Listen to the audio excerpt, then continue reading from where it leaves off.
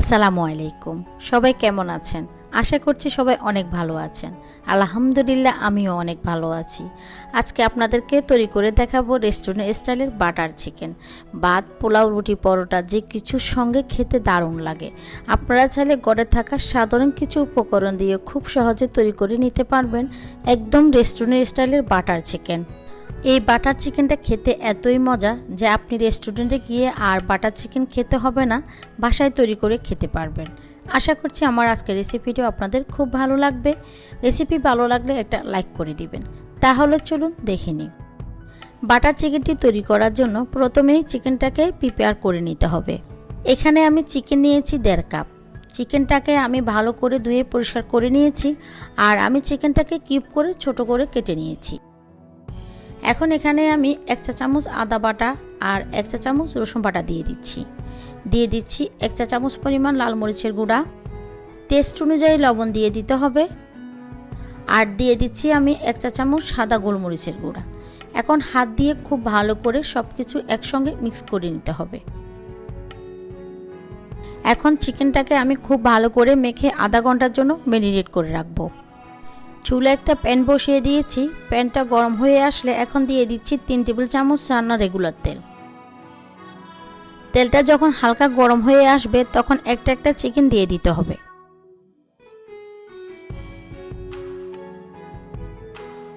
এখন চুলার আঁচটা মিডিয়াম হাইতে করে চিকেনগুলোকে খুব ভালো করে লালচে করে ভেজে নিতে হবে।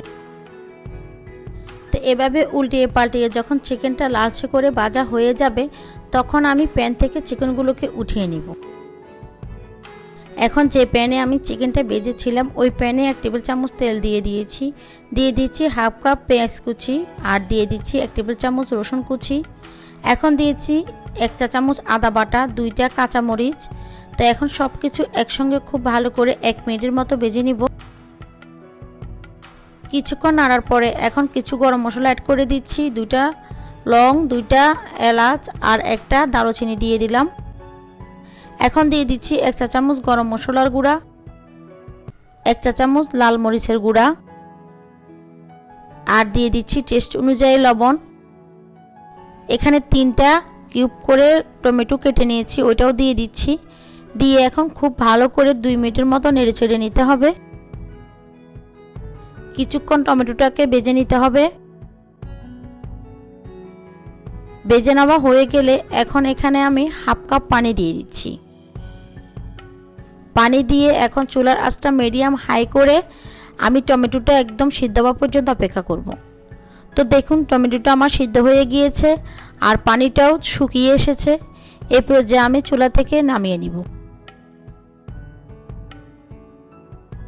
এখন এখানে দিয়ে দিচ্ছি 3 টেবিল চামচ পরিমাণ বাটার। আমরা যেহেতু বাটার চিকেন রান্না করব তার জন্য বাটারটাই দিতে হবে, কোনোভাবে তেল ব্যবহার করা যাবে না। এখন আমি আগে থেকে যে সসটা রেডি করে রেখেছিলাম ওইটা ছেঁকে নিচ্ছি।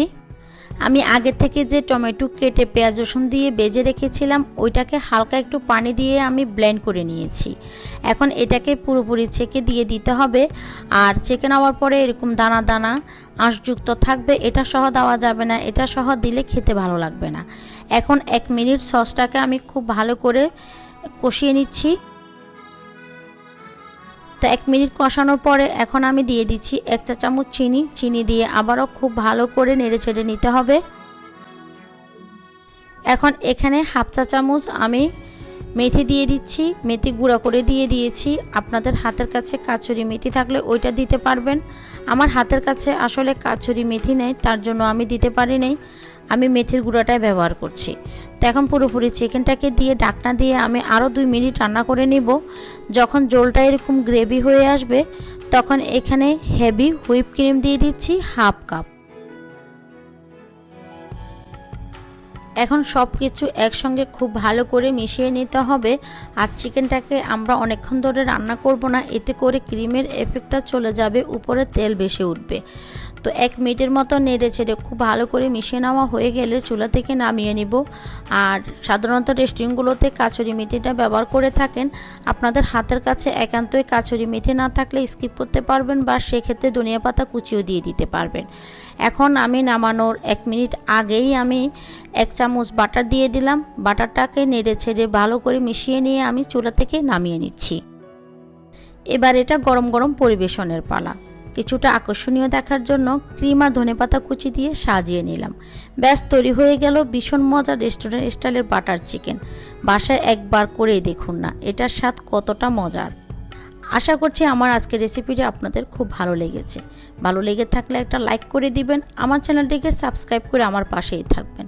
সবাই অনেক বেশি ভালো থাকবেন, সুস্থ থাকবেন, সবাই সবার জন্য দোয়া করবেন। আল্লাহ হাফেজ।